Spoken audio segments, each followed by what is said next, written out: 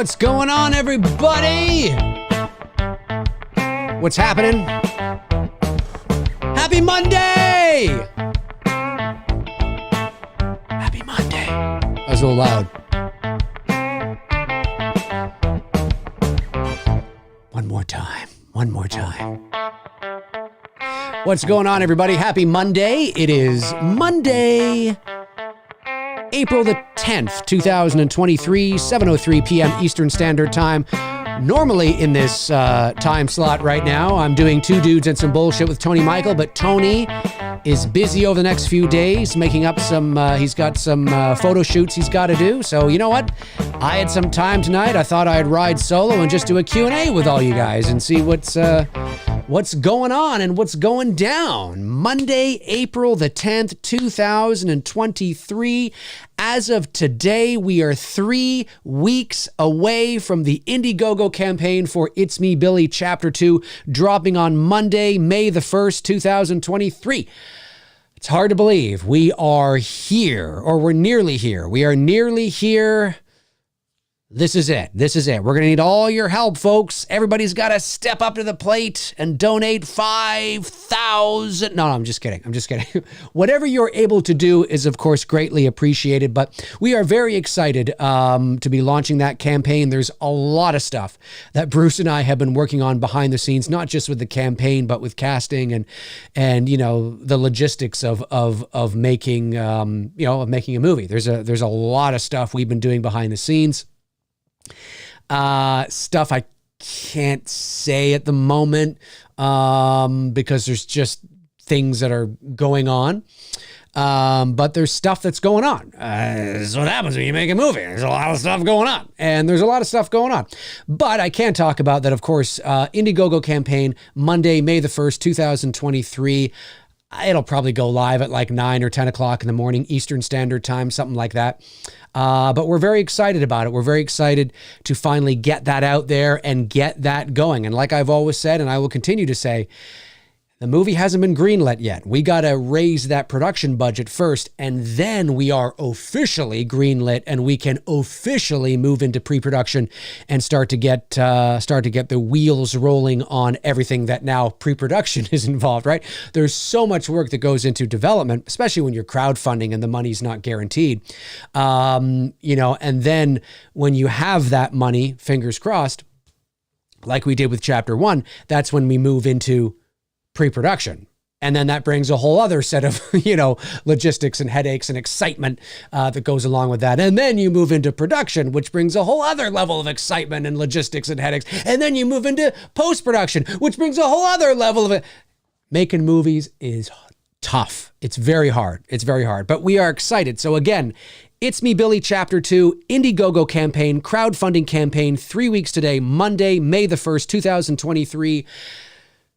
Come on out and help support us so we can bring this story to its epic conclusion. We're very excited about it, and we want to bring this thing to fruition. And also tomorrow, the official trailer for Dylan's new Nightmare drops. As far as I know, I have not been told anything other than that. The teaser, of course, was last Tuesday, saying that the trailer was coming April April 11th. That's tomorrow. Again, I am not a producer on the project, so I only know what I know when they tell me stuff that they want me to know. So as far as I know, everything is still lined up for that. I'm not sure what time. Last week it was 9 a.m. Eastern for the teaser. I would imagine they're going to follow suit with the official trailer tomorrow at 9 a.m. Eastern, but hey, I don't know. I'm sure we'll find out from Cecil when he's ready to make that announcement, either probably later tonight. He's probably busy as a bee right now, getting all those final logistics out of the way in terms of the promotional stuff for the official trailer. So that's coming tomorrow. Again, as far as I know, the official trailer for Dylan's New Nightmare, which of course I'm excited about, you're excited about, we're all excited about it, to get it out there. And yeah, so, and then of course there is no official release date yet for Dylan's New Nightmare. It will be this summer at some point. But as far as I know, again, but there's no official release date yet for that. So, but that's coming. That's coming. Like that'll, but that's out of my hands. I don't decide that. But that is definitely coming soon as well. So, yeah, just lots of stuff going on, lots of stuff happening here. Yeah, just behind the scenes and getting things ready. Of course, I made a social media post today. I already announced this a couple of weeks ago, but I made another post today about it. Of course, we are very happy to bring on Lynn Griffin to the cast of It's Me, Billy Chapter 2. Lynn, of course, played Claire in the original Black Christmas from 1974. She's the one, of course, that gets suffocated. The bag is over her head. She spends, the vast majority of her time on screen in the attic, dead. But I mean, she's responsible for one of the most iconic images in all of horror. She's Canadian, and she lives here in Toronto, and she's got just a thick portfolio of work in terms of stage and television and film, and we're just so happy that she liked the part. She liked the script. She thought it was great. And she's thrilled to come back and play the sister of the woman she played in the original. So Lynn is playing a woman by the name of Nancy, not because of A Nightmare on Elm Street. We chose the name Nancy because Nancy was a common female name at the time that this character would have been born. So that's why we chose Nancy. And it sounded kind of right, like Nancy and Claire and Nancy. Sisters. Yeah, that sounds about right. So, but she's playing the sister of the woman that she played in the original film. And of course, she believes that the killer has never been caught. And she wants this fucking thing to be solved. She wants this 50-year-old cold case to be solved. So she's got a cool part in the movie for sure. And that's all I will say on that, of course. But very excited to have Lynn on board. So Lynn, if you're watching, you're amazing. And of course, when I first met Lynn a few years ago, we discovered that we have the same voiceover agent, which is, as I often say, the entertainment industry is very big, but it can be very small as well. So that's always kind of cool that we have the same voiceover agent. Shout out to Jude Foster of Foster Talent. So very excited and just looking forward to, looking forward. Like I know Cecil is just very excited about to get, because you work so hard behind the scenes, and it's no different than if you're working on the independent level or if you're working on the Hollywood studio level. It's no different. I mean, when you work so hard, and when you're an actor on a film, you tend to work for a select period of time, unless you're an actor / producer / director. But if you are just an actor on a project, you come in, you work for, a couple of months, and then you go away. That's it, right? When you are a director / producer, you are with the project from its inception to completion. You are there through development. You are there through pre-production and production and post-production and distribution. And you are, it's your baby. I mean, you can work, an actor can work on a movie for 3 months. A writer and director can work on a movie for 3 years, so depending on what it is, of course. So, no matter what where you are on the chain, and because, of course, we are going through the process of making, as a real movie, as I always say, because in terms of the logistics, the production value, the people, the cast, the crew, everything, we'd be doing all this if it wasn't a fan film, as well. There's a lot of work that goes into it, right? Just a shitload of work. And it's great. I wouldn't rather be doing anything else. I think that's how you said it, which is totally true. It's a lot of work, but it's the good kind of work. So, but when you get to that point where you are finally ready to release whatever it is, the trailer, the teaser, the poster, the movie's always that, kind of that nerve-wracking thing, because, this is it, we're just putting it out there, but it's fun too, you know what I mean? It's always fun to finally let all your hard work be seen. So I know that Cecil is very excited about finally getting that trailer out there. And I'm excited too. I mean, even though, again, I'm not a producer on the project, I'm excited as well. I mean, I'm Freddy Krueger in the movie, right? So I'm excited to finally get that out there for you guys to see too. So lots going on behind the scenes. Obviously, Two Dudes and Some Bullshit was canceled tonight because, as I said, Tony's got some photo shoots he's got to catch up on. Shout out to Tony Michael. Hope you're doing well. And so let's get this Q&A underway. Let me see. A couple super chats did come in, so let me get these quickly here. The Violator, age 62, sends in $4.99 and says, "Hey, Dave. It's been a while since I've turned in, but I'm super excited for It's Me Billy 2. Do you have any ideas for future fan films after this one?" Well, thanks for the super chat, The Violators, age 62. And welcome back, my man. I hope you'll stick around and be a part of this journey. So the short answer to that is no. So I've made it very clear that It's Me Billy Chapter 2, again, although, these are, in terms of the production value and the logistics and all the things that we have gone through in terms of the processes and the hiring of the cast and the crew. I mean, we're making a real movie, right? It's a fan film, yes, but it is a real movie through and through, from top to bottom. Hiring cast, hiring crew, in terms of, all the logistics that go into making a movie. That's what we're doing because that's what we want to do. So, but we can't make fan films for the rest of our lives. Fan films are great because they are pre-established, depending on what it is, right? Black Christmas doesn't really have the deep lore and mythology that like a Halloween or a Friday the 13th has. It's largely unwritten, right? Because there was really only that first movie, which is really kind of cool. But they're great, to cut your teeth on and to play around in that sandbox. But Bruce and I chose to, make these films the way we did and to look the way they do, make real films, right? Because we wanted to use them for our portfolios and we wanted to be able to showcase what we can do. Now you can do that with original work too, of course, absolutely. But we wanted to pay tribute to Black Christmas because it's a Canadian horror film. It was shot in Toronto. It's one of the great Canadian horror films ever made. It's a pioneer of the slasher subgenre, and it's Canadian, and we're Canadian from Toronto. The original was a Canadian movie shot in Toronto with, largely half a Canadian cast. So we thought, well, who better to do a tribute film and pay honor to the original film than us, right? Nobody's ever done it. There's never been a sequel. There's been two, remakes, largely, not, you know what I'm saying? So that's why we're doing it. And at the same time, we're cutting our teeth and we're meeting new people and we're getting to use, equipment and work with people we wouldn't normally be able to do. And it's just been really exciting and really fascinating.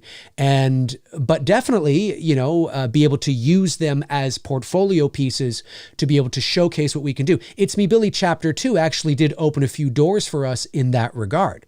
I don't want to say with who or what, but it did definitely do that because of the level of professionalism, obviously, that we were able to deliver with Chapter 1, which is exactly what we want to do again with Chapter 2. And then we have a finished, complete narrative piece. And once it's done its job, right, they are portfolio pieces. They're for you guys to watch for free online. They're for horror fans and Black Christmas fans. They're for us, all that kind of stuff in terms of our portfolios. But now we want to move on to original work, right? We don't want to live in a world of fan films. Not that there's anything wrong with that, right? If you're a hobbyist, or maybe you don't have any desire to really kind of see if you can make a go at this for real, right? Then there's nothing wrong with that. But we really want to see if we can make a go at this, where we can actually make, full length original feature films, horror films, science fiction, drama, whatever, right? Whatever inspires us. We really want to see if we can make a go at it. As I've often said, I've spent 22 years in the entertainment industry, largely on the acting side of things. For the first 4 years, I was an on-camera actor, and then I became a voice actor.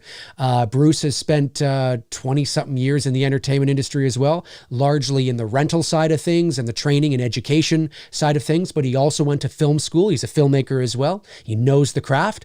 And so now in our 40s, we're starting to kind of really take that seriously and really put some effort into that and see what we can do, right? You never know unless you try, right? But we better do it now because we're in our 40s, right? You know what I mean? So, and the older you get, the harder it gets. So no, fan films, I have no interest in doing another fan film ever again. That doesn't mean I won't be a part of another fan film. Like if Cecil, this really takes off and it's Dylan's New Nightmare, holy crap, this is great, and he gets an opportunity to complete the series, oh yeah, I'll be there as Freddy Krueger. Yeah, of course I will.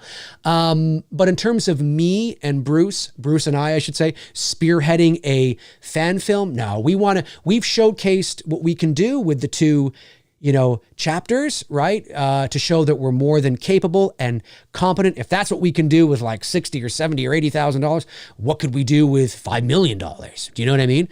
That's the idea, right? Easier said than done. But we're excited to move on to original work for which we have a few treatments rolling around. So that's kind of where we are with that. But first things first, It's Me, Billy, Chapter 2. We're very excited. What's cool about It's Me, Billy, Chapter 2 and 1 is that even though it's not official, right, because obviously we don't own the intellectual property, because we delivered a professional independent product, looks like something you could see on, Prime, there's a lot of people that actually, a lot of fans consider it. Like, I know it's not real, but it is to me because you could totally believe it. That's really cool. Who knows? Maybe one day the rights holders will come forward and say, hey, listen, maybe we can package this and put it on a future 4K release of Black Christmas. Or maybe by that time it'll be like 8K or something. I don't know, as sort of like, the spiritual kind of companion piece to who knows, right? Who knows? That would be really cool. That'd be really cool. You never know.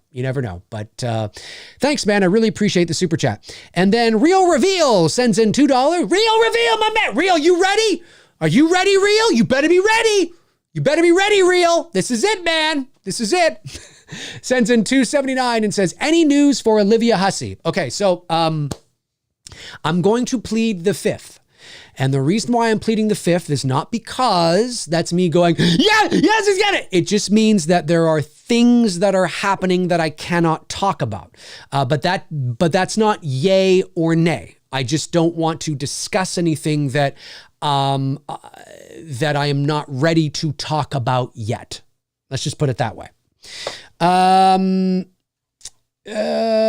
me see. Harry Hagen, my man, Harry Hagen sends in $5, says they're shooting Joker 2 in the Bronx where I work. Very cool. Spoke to a script supervisor and she told me spoilers. Shake my head she told me spoilers. Shake my head. I didn't ask her. I see how spoilers leaked. Oh, I see what you're saying. So she just volunteered that information and you're like, fuck, dude, I didn't ask you that.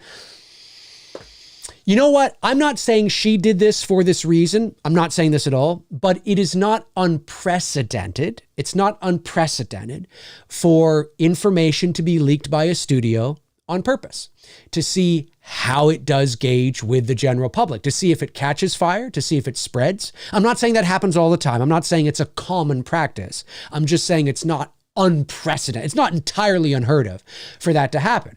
Maybe that's why she did it. Or maybe she's just a fucking blabbermouth and the crew know, and if you were to ask somebody, although she is the script supervisor, so it's like, what the fuck? Why would you hand the script to us?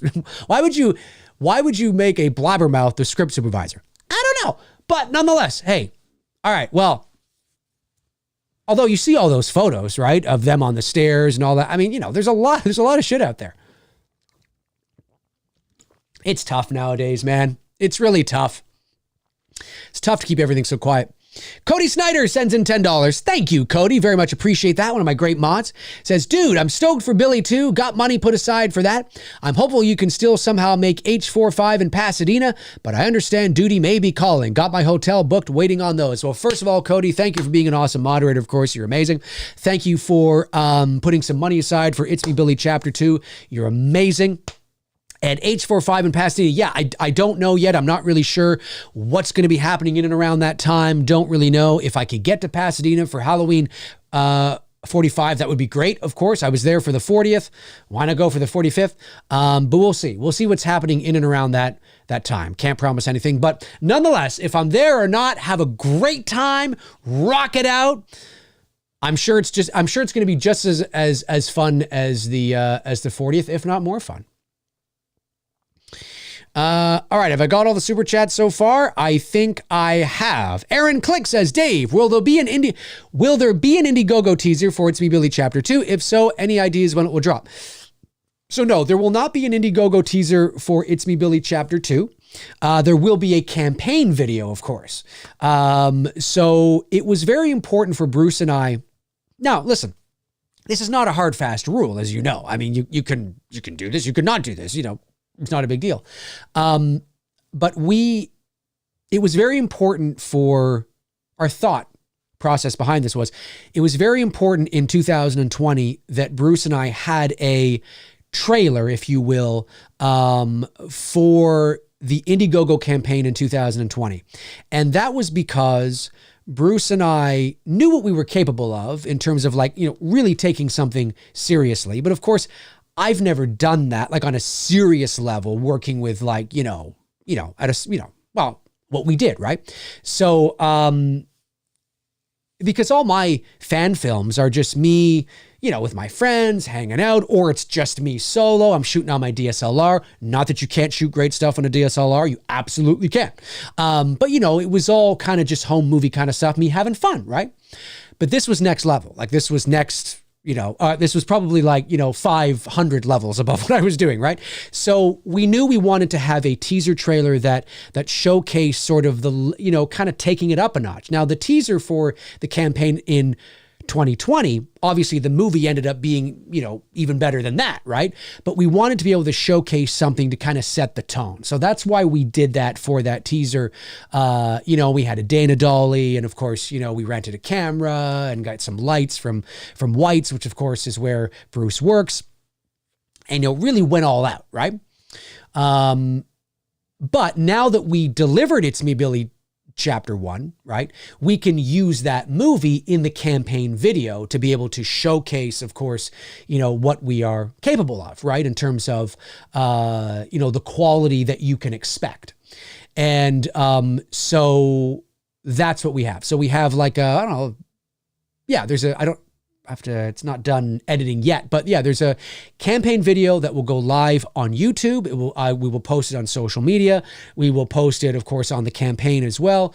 And it's just us, welcoming everybody back, talking about Chapter 1, talking about what we want to do with Chapter 2, and of course, in that you see clips and all that kind of stuff. And then, of course, at the end, it's the call to action. Everybody, let's, this is it. Let's do it kind of thing. It's that kind of thing. Your standard Indiegogo call to action campaign vid, right? But so we decided to do that for this one. We didn't do a trailer for it this time around. But what we've delivered, hopefully people know that we're capable of delivering the quality that we say we're capable of doing. And of course, we need the money to be able to do that, of course, right? But that's the idea, right? So hopefully everybody that came out before, even if you can't get the tier that you got before and you got, you know what I mean? Hey, I get it. But hopefully everybody that came out before will come out again, right? And hopefully all those people that were like, damn, I missed it and didn't come out before, either because they were like, whatever, or they just missed it. Hopefully they all come out too, right? You know what I mean? So we'll see. We'll see. Magacat says, Dave, what was the most challenging thing about playing Freddy Krueger? This is an interesting question because I'm going to be honest with you, and you guys know this. You know I'm honest with you. What I'm about to say, I do not mean in a braggadocious, pretentious, condescending way at all. Not at all. It's truly how I feel. Now, again, this is a short film as well. You put me on a feature film and maybe it's a little different, right? But I, like many of you, have been a horror fan I'll be 44 next month. I've been a horror fan for probably 40 years. Freddy was one of the first characters that I got into, I think even before Michael Myers, in the, early to mid 80s. And then Michael followed probably the next day. But I was a big Freddy fan, had the glove. Well, actually I got into Freddy before there was even the plastic glove and the mask and the hat. And there were only 2 films. There might have even only been 1 film at the time that I got into him. Actually, I think there might have been. But anyway, big Freddy fan. And I know the character so well in, being a performer, starting out as an on-camera actor. I have a diploma in acting. I've done theater. I've done stage. Performing and embodying a character, although I haven't, I've been behind the microphone most of my acting career. In a lot of cases, it's like riding a bike, but sometimes you need to kind of, get into it again kind of thing, right? But those principles and those rules and those things that you learned are always there. And so I felt, and of course it's a horror, it's Freddy Krueger, right? It would be different if I was I was about to play, trying to think of somebody I'm about to play, Tom Cruise.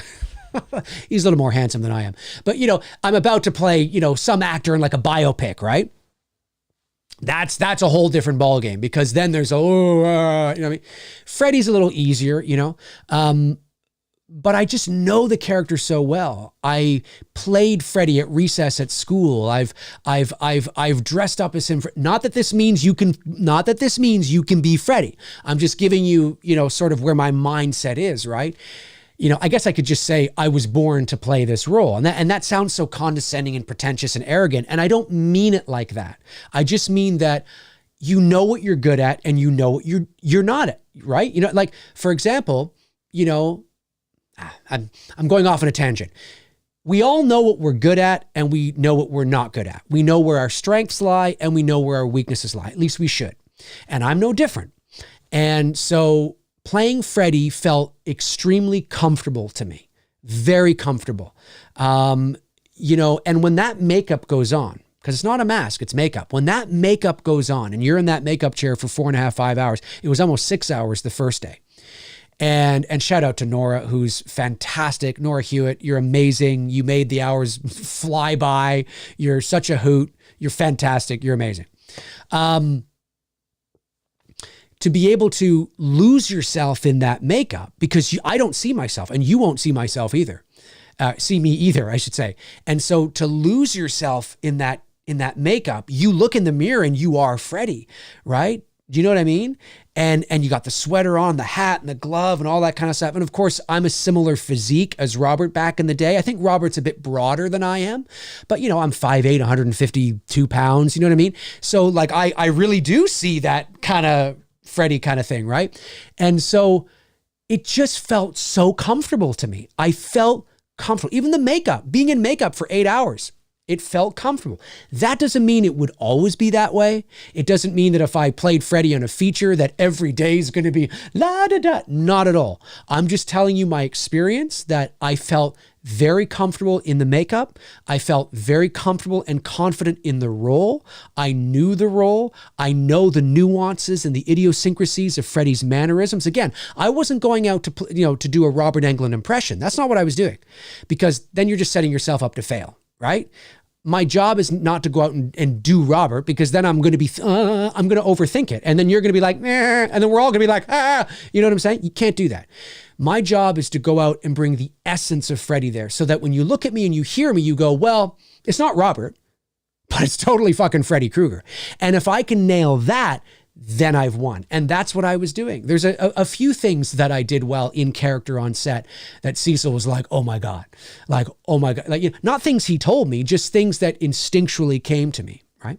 And so what was the most difficult part about playing Freddy, getting back to it, is, again, I don't say this in any sort of arrogant way, not much.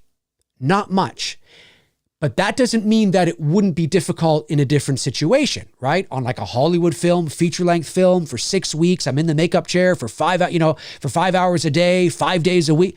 Yeah, maybe then, you know what I'm saying? And maybe I'm, you know, working with a director who we don't get along, or I'm working with an actor who I can't stand. You know what I mean, right? You know, who knows? But on Dylan's New Nightmare, the crew was fantastic. Miko was fantastic. Ron was fantastic.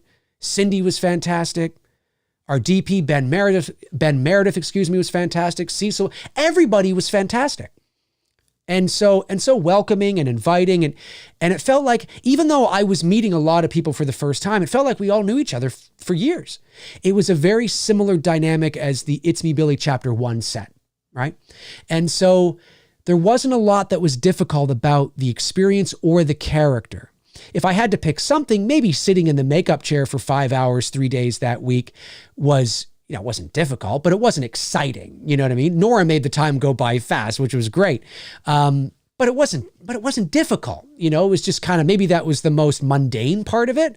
Because you're just there sort of, you know, being jabbed and dabbed. But playing Freddy, I felt like I was born to play it. It felt like it was something I was always ready to do, and it just slipped on like a glove, no pun intended. So again, because, you know, I say this again, because this is the internet, you know how people are.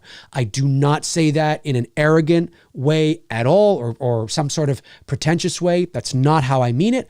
I just am being honest. I'm just being honest. I felt very comfortable. Thankfully, thank goodness I felt comfortable, because if I didn't feel comfortable, then there probably would have been a problem. And I'll be honest with you, that was in the back of my head. How is the makeup going to feel? It's going to be itchy. Am I going to be wanting out of it in like 5 minutes? And oh my God, I still got a whole day to shoot. You know what I mean? Am I not going to get along with somebody? Is somebody not going to like what I'm doing? No, it was pretty seamless. I mean, I did break my tooth. I told that story where the thing came out and we had to, the whole thing. It's a whole thing. I don't want to keep going here with it. So maybe that was a little, but it worked for Freddy. It worked for Freddy. So just remember that when you see Freddy with a kind of a chipped tooth in this movie, that's real. Anyway, hopefully that makes sense to you. I don't mean it to sound like, oh, nothing because I'm so good. That's not the way I mean it at all.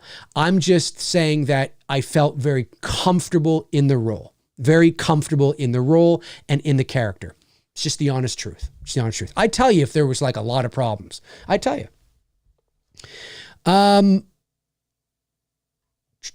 Okay, so I got that. Okay, let's let me see here. A couple of super chats did come in. I don't want to miss these super chats. Okay, here we go. Chris Baber, one of my great mods. Chris Baber sends in $1.99, says, I'm only going to H45 if Moran is there. I can tell you Tony Moran will not be at the H45 convention. Lou sends in $4.99. Thank you, Lou. And says, what's up, Dave? It's been a while. Yeah, it has been a while. I haven't seen your name. Welcome back. I hope you are doing well, man. Stay safe out there. You as well. And looking forward to It's Me Billy Chapter 2. Can't wait. Thank you. I really appreciate that. We can't wait either. Very exciting. Very exciting. Vince Cesario, am I saying that right? Vince Cesario Jr.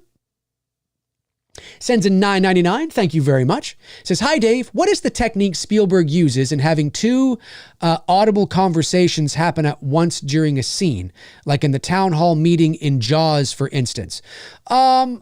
I don't know if there's a specific name for it. I mean, obviously it's overlapping audio. I mean, that's, I don't know if there's a specific name, like, when, like in the technique in terms of like in the case of like a crash zoom or a dolly zoom, right? Where you are, I believe you are dollying out as you're zooming in, right? And that, of course, we see that in the movie Jaws. So that's called the dolly zoom.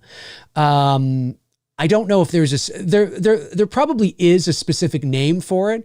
but it's just overlapping audio. But the reason why that is done, and he's not the only one that does that, is often filmmakers will want to create a sense of realism. So because people naturally do talk over each other when they speak, and certainly when you're in a room full of a lot of people, it feels very real and authentic and genuine if people are talking over each other. Now, it's important that you cannot have that audio overlapping and talking over each other during important dialogue and important information. You can't just arbitrarily have a bunch of people talking over each other. Even though it feels random, it actually is very calculated and very strategically placed and orchestrated, even though it feels random.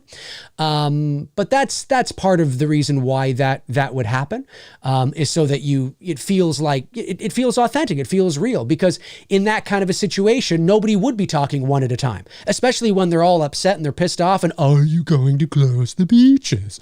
And you whatever, right? You know what I mean? Shout out to Frank. I don't know if he's watching, but he'd like that.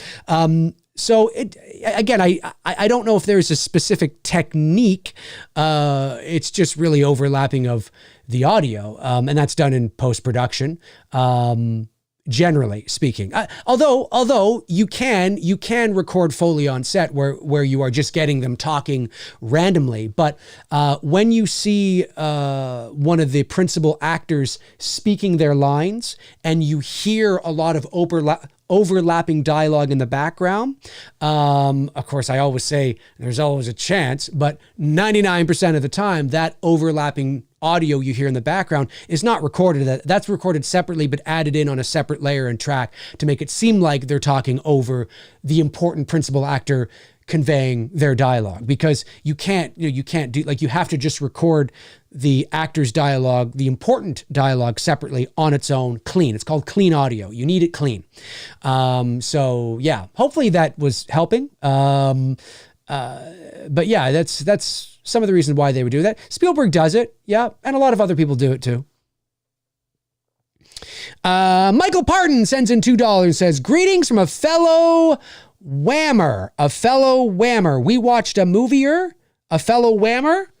Well, shout out. I'm assuming that's what you mean, and not wake me up before you go, man. Shout out to Mike and Jay if we watched a movie. Love those guys. Those guys are awesome. Where Nomad has gone before sends in $2 and says, will you be able to purchase tier with debit, can't PayPal? Yes. Yes, I imagine so. Yeah, you'll be able to purchase it with debit. But I think it would be, I'm pretty sure credit for sure, debit for sure. I'm pretty sure it might be Visa debit, like a debit kind of thing like that, which a lot of debit cards now are like that. Yeah, I'll look into that. I'm pretty sure you can. Movie Chat and More Part 2 sends in £5 and says, hey Dave, what do you think of Ricky Gervais' award show insults? Writing genius, but jealous because his Hollywood career never really took off. I disagree with that. I think Ricky Gervais has a heck of a successful Hollywood career, right? It depends on what you're defining by success. Ricky Gervais was never going to be, nor do I think he wants to be, a A-list leading man like Tom Cruise or Brad Pitt. But Ricky Gervais is a multi-millionaire. He's responsible for The Office. Even the American version of The Office, he either got residuals for or was bought out with a gigantic paycheck because he created it. And although the British version of The Office was not nearly as successful as the American one, I guarantee you he profited from that American one. Of course, Derek was a great show, and Afterlife's a great show, and his stand-up, he reaps the benefits from his stand-up. He's hugely successful, right? But again, it depends on what you define as success. Does he wish he was Tom Cruise? I doubt it. I don't think he gives two shits about Tom Cruise. He's a very successful comedian, and he's done really well for himself, and he's very happy and comfortable being who he is and what he's doing. So no, I don't think he's jealous at all. I think he's I think he genuinely feels that way, because a lot of comedians, not everybody, but a lot of comedians are observational in their own right. And they see the absurdity and the humor in life. They're able to laugh at themselves and at other people. And Hollywood, as much as we love Hollywood for all the things we love about it, Hollywood as a money-making, entertainment releasing machine can be, problematic and hypocritical and, lame and just cringe. And yeah, so he pokes fun at it. Absolutely. I mean, the irony, and it's true, the irony of multimillionaires telling us how to live our lives is hilarious if you think about it at face value, right? So, yeah, and then he dives deeper and pokes fun at it and all that kind of stuff. And sure, it rubs a lot of the rich people, a lot of the actors. There are some actors that can laugh at themselves and they get it too. Are there some people that find him offensive? Yeah, who cares? Who cares? Who fucking cares? I think it's great. I love Ricky Gervais. I think he's fantastic. And I don't think he's jealous at all. I don't think he has anything to be jealous about. Let me see here. Super chat from Matthew Farisi sends in $4.99 and says, here's to keeping the machine well oiled. Hope you're doing well and excited for IMDb 2 and Dylan's New Nightmare. Good things to come. We are, and thank you for the super chat. Really appreciate that. We are excited. Yes. So again, for those of you that are watching, Dylan's New Nightmare official trailer, as far as I know, unless something changes, drops tomorrow morning. Be on the lookout for that. And It's Me Billy Chapter 2 Indiegogo campaign dropping 3 weeks today, Monday, May the 1st, 2023. Put all those extra coins, extra dollar bills, the Christmas bonus you got, the rich uncle the bank you want to rob. I don't know. Now's the time to do it. Now's the time to ask that rich uncle. Of course, ask him for a bit more than you need, because then you get some, you know what I mean? So, say you want to put, like $1,000 towards It's Me Billy Chapter 2. Ask him for $5,000 and then you keep $4 and you just give out.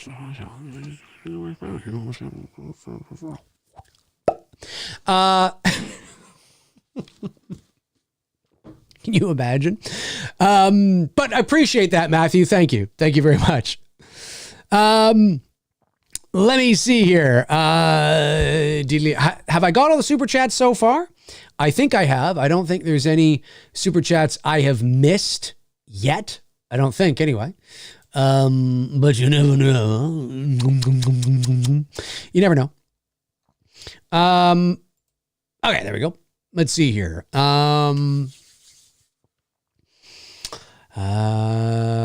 Savannah, Christina Heffron says, guys, mark your calendar now. The trailer is tomorrow, guys. Get food and drinks for the trailer and popcorn ready. If you don't mark that, I could not agree more. I think you guys will like the trailer. I think you guys will like it. I've seen the rough copy of it. Like, I've seen the rough edits of it. I have not seen it completely mixed, mastered, colored, and everything. Maybe, well, it depends. Cecil might, I could see him doing that actually. Last week he sent the teaser, a special link to the Indiegogo backers only to the teaser. And then, the next morning everything went live. I could see him doing the same thing for the trailer. So if you are an Indiegogo backer on Dylan's New Nightmare, you may get a sneak peek early, or not a sneak peek, you may see it early. But don't quote me on any of this. Again, I'm not a producer on the project, so I don't know. Let me see. Let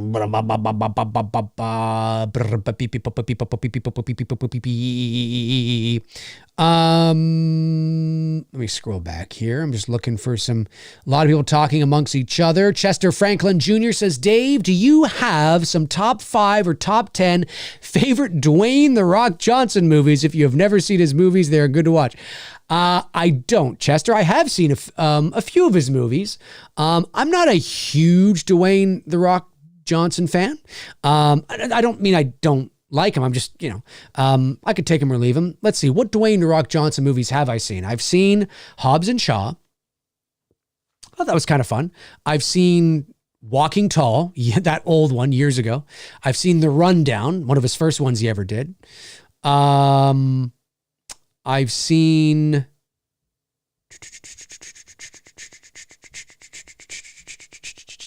there's a few more. I know there's a few more. Let me just see here. Let me get these for you, Chester. The Rock Hang on, let me put Dwayne Johnson movies. Dwayne Johnson movies. Okay. Let's see here. Okay. Wow, there's really a lot I haven't seen. I did see his remake to Escape to Witch Mountain, which was called Race to Witch Mountain. As a kid, I really liked the original. So that's 4. I've seen the first Jumanji. I haven't seen the second Jumanji, but there's 5. I've seen Fast 5, the very first one he was in. So there's 6. I've seen Pain and Gain. I actually really like Pain and Gain. So there's 7.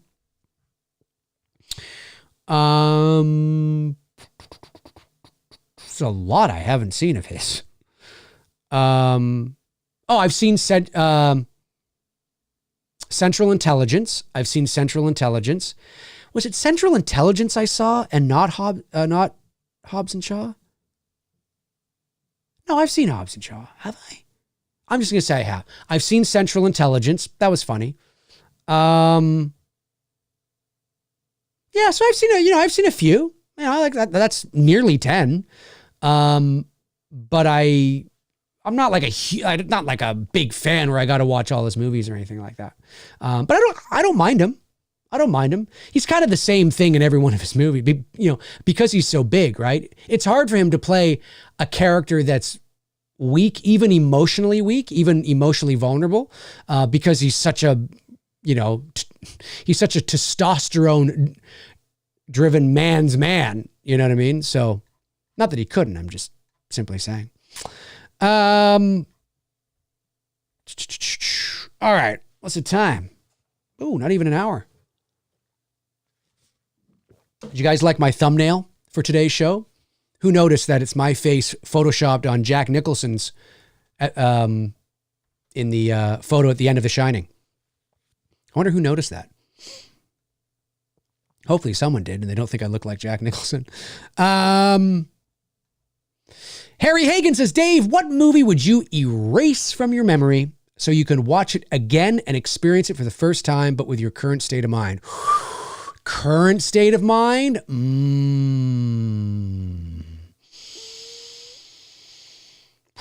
That's a tough one, Harry.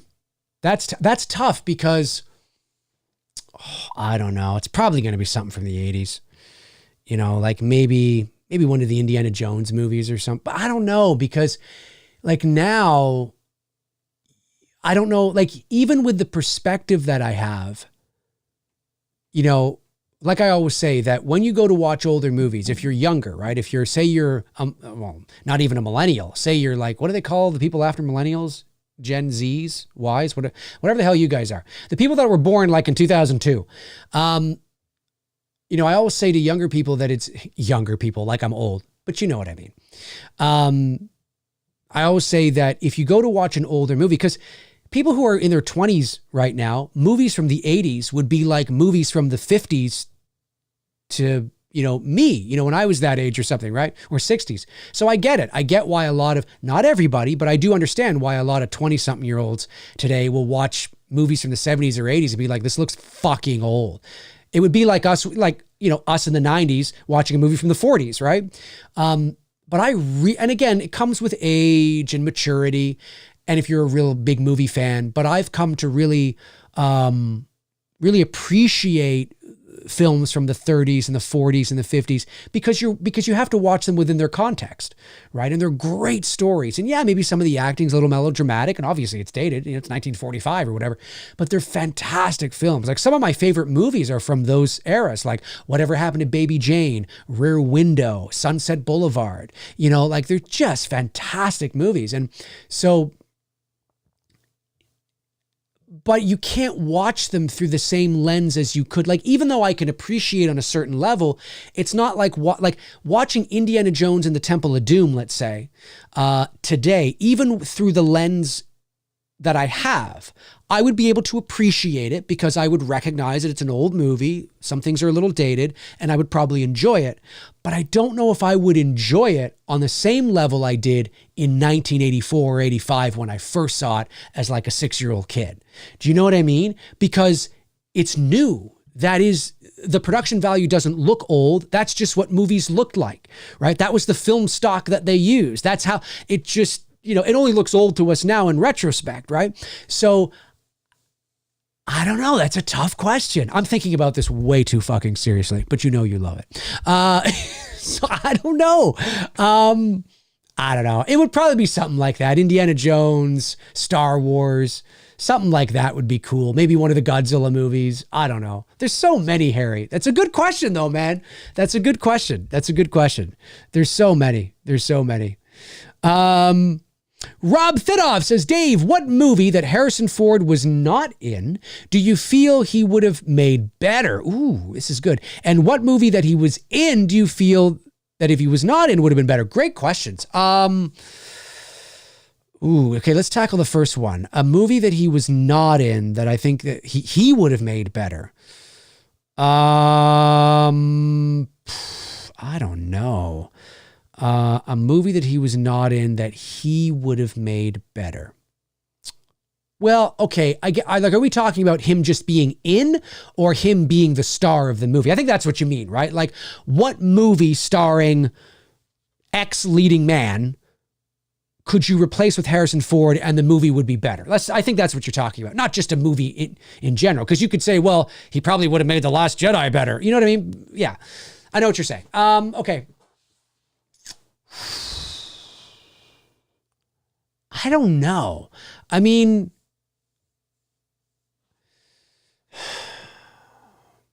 I don't know. Maybe, geez, Rob, that's tough, man. That's a real tough one. That is a real tough one. Okay, let's go to the second one. I'll gnaw on that. What movie was he in? Do you feel that if he was not in would have been better?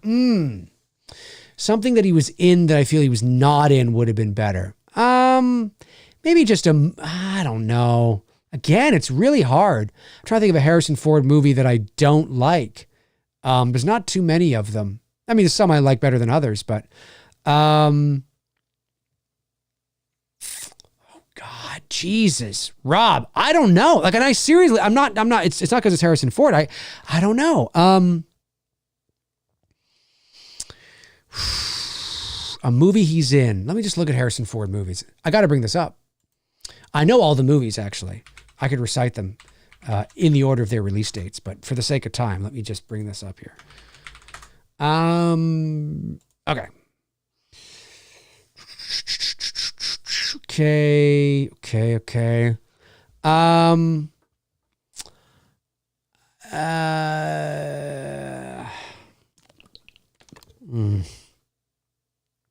Okay, I got one. But it's for a silly reason. But, Firewall. A movie that he was in that if you cast somebody else, maybe the movie would have been better. He's Harrison Ford. It's a fine movie. But he's already in his 60s at that time. I think he's 64. And he's married to the actress Virginia Madison, I think is her name. She's looks like she's 30 years younger than him. And he's got a daughter who's like 12 or something. I'm like, like he was at that point where he should be grandpa in movies now, not dad. I think that's the last movie he actually played, had a daughter that young. And I remember when that movie came out in 2006, I thought that. I remember thinking, not that men in their 60s don't have, young kids, but it's, you know what I mean, right? It was stretching my believability a bit. But just based on that, maybe you put somebody younger in there, like at that time, like a Tom Cruise or I don't know, something else maybe. But a movie that he wasn't in, oh man. I don't know, man. I don't know. I got to think on that, Rob. I got to think on it. You're tying my hands here, Rob. You're tying my hands. Silver Screen Preview says, Dave, do you agree how the cast of Evil Dead Rises meet and greet treated that lowlife that shouted at them? Okay, so presuming that it wasn't staged, right? I mean, it was staged in the sense that obviously he intended to do that. But it wasn't staged, as far as I know, in the sense that the cast didn't know that was going to happen. Well, here's how I think about it. Okay. I have two schools of thought. One is you come to my movie, you're there at a screening. I'm presuming people paid to see it, but even if they didn't, you come to an advanced screening, right? You are free to dislike the movie. That's art. You're free to dislike it, right? But you come to a theater packed full of Evil Dead fans, right? You're there. If you don't like the movie, then just leave. Just leave, right? You don't need to, ruin everybody else's experience. And so my school of thought is you come to my movie and you yell and scream and you interrupt me talking. Yeah, get the fuck out or I'll punch you in the fucking head. Get out. Like, I don't have time for that. Like, that stuff to me is like, you're a grown fucking man. What are you, 7? Like, just leave. Just get out. Just fucking leave. So I could totally see myself saying, get the fuck out. Exactly what Bruce Campbell did. Get the fuck out. Like, just get the fuck out, you fucking loser. You're a fucking loser. Get out. And you guys know me. You could totally see me doing that. You're free to not like me. You're free to hate my movie. But we're doing a Q&A here. Everybody's having fun. If you're not having fun anymore because you shat your pants and you're sitting in your own feces and diarrhea, then just get the fuck out. Then just get out. Just leave. But the other side is, hang on, take the higher road, right? Be professional. Let security handle it. Let people in the audience handle it, because there's no doubt the audience is going to go, boo, boo, get out, get fuck, and just let them handle it, right? And you remain calm, cool, and collected on stage. The professional, right? You are professional. You know what I mean? Right? Just there, whatever, and just kind of sit there quietly, look at him and whatever, right? I could see myself doing both things. It all depends on, I don't know, maybe what I had for breakfast that morning, or how I'm feeling, or maybe I'm amped up because I didn't get enough sleep. I don't know. Or maybe I'm calmed down because I got a great sleep. I have no idea. But listen, I because I could see myself doing the same thing, depending on the environment too, right? Yeah, I mean, what the fuck do you expect? Like, what do you expect? Right? I mean, it floors my mind. I don't know. It's like people online, fucking just shut up and leave. Just leave. Okay, you don't like it. Okay. I mean, you're free to express that, of course. Yeah. But just don't be a dick. You don't have to be a dick. It's just, I don't know, man. I don't know. It's why you'll often hear me say on the channel when and look, if you have a YouTube channel and you've gained some sort of a following, there's no doubt you've had trolls, right?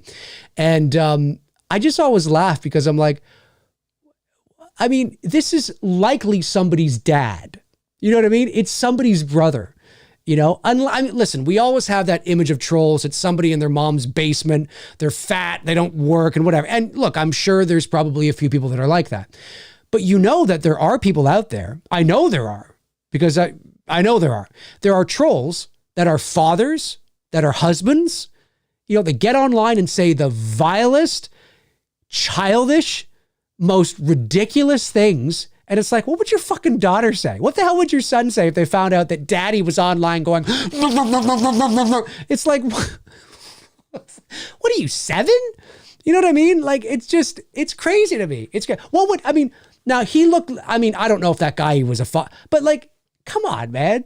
Like, what do you do? Like, that's somebody, I don't know if he's married or whatever, but that's somebody's brother, right? That's somebody's, like, Frank, what are you doing? Not Frank from the Slaughter of Lamb. I just chose a name off the top of my head. I'll say Mike. Mike, what are you doing? Just leave. You know what I mean? And now everybody today has a cell phone in their pocket, right? Everybody has one of these. That's how it was captured. Actually, I think it was captured on Sean Clark's stream, if I'm not mistaken. Not his stream, but his video. I could be mistaken on that. But everybody's got one of these now. Right? So, if you're at Walmart or you're in like a sporting event or you're somewhere where, somebody pisses you off and you better think, do I want to go toe to toe with this guy? And I don't mean just toe to toe as in like a fisticuffs. I mean like toe to toe in some sort of verbal argument where you're like, oh yeah, fuck you, no fuck you, no fuck you, no fuck you. Because you know somebody is going to get that on video. And then somebody's going to upload it to YouTube. And there you are going, it's like, hey, isn't that your dad? Isn't that your dad at Walmart? You know what I mean? It's like, come on, man, you know? So I don't know. I just think people, if you don't like something, just leave. Just leave. Nobody cares. I don't care. And neither does anybody else. Anyway. All right. Now that I've gone through that. That's for you, Darren Sands. People are like, what? That's for him? What? He'll get it. Let me see here. Hang on. A super chat came in, right?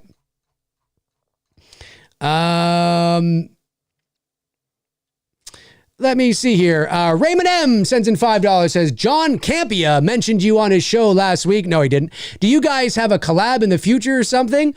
No, I don't know John Campia. So, and I'm pretty sure John Campia doesn't know me. So, Canada's a big country.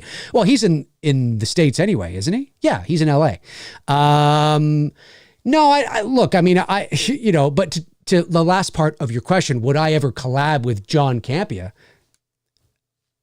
Probably not. I mean, why would we collab? He's not a horror guy. I'm not a superhero guy. It'd be a very boring collaboration, and he doesn't collab with anybody. So, collab. You want to collab, man? Yeah, let's collab. You want to collab? Hey, dude, you want to collab? Let's collab, bro. Let's collab, bro. There's just something about the word collab that's like, hey, bro, you want to collab? Sounds fucking, I don't know. I appreciate the super chat, Raymond, though. Thank you. Warren Armour says, that's why you are Dave McRae, and I'm still a gigolo, and everywhere I go, no one gives a damn about me. Well, it's just true. It's like, listen, as I've said to so many people, whether I've gotten hate mail or whatever it is, you are free to express how I want you to express how you feel. You're free to do that. You're free to do that, right? But my channel is not a democracy.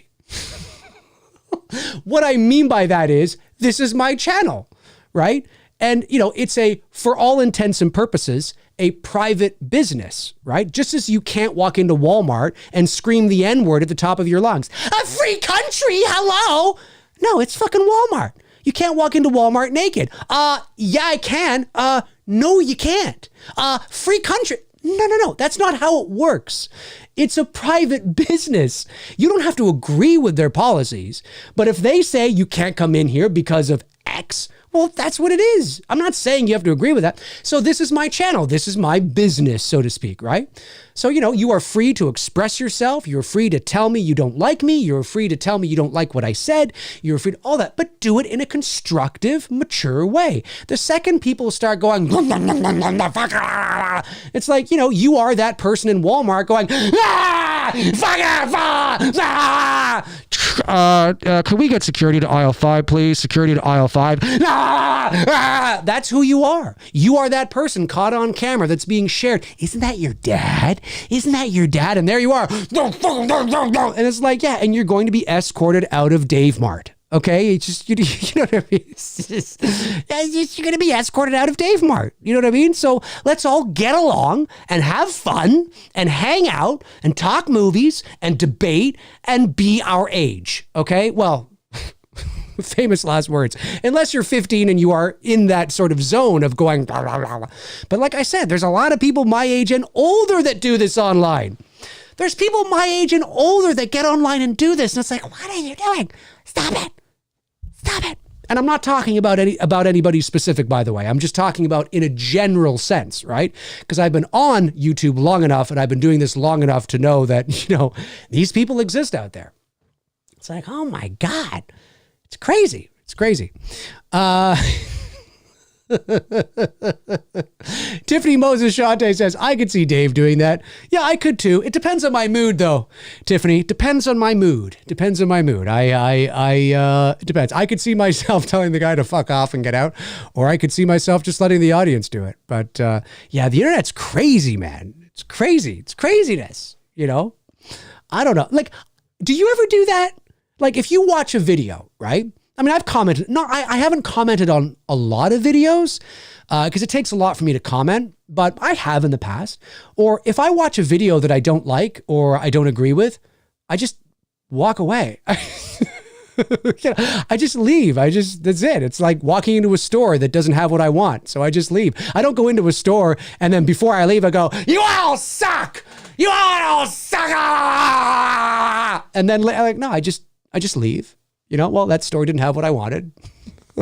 Or I don't agree with, you know, that merchandise or whatever. So I just leave, you know. The world is crazy. The world is crazy. Let me see here. Dream Villain says, Dave McRae, the new Paul Blart Mall Cop. I'd probably have to gain about 150 pounds to be Paul Blart Mall Cop. But I love that movie, though. I love that movie. I'm a big fan of Kevin James, first of all. I love The King of Queens. Like, it's probably one of my favorite sitcoms of all time. And I really like Kevin James, even in the movies that don't do very well. I like Kevin James. I just like his humor. We got the same sort of, especially on The King of Queens, just the same kind of sense of humor. And when Paul Blart Mall Cop came out in 2009, that's hard to believe that movie's 14 years old. I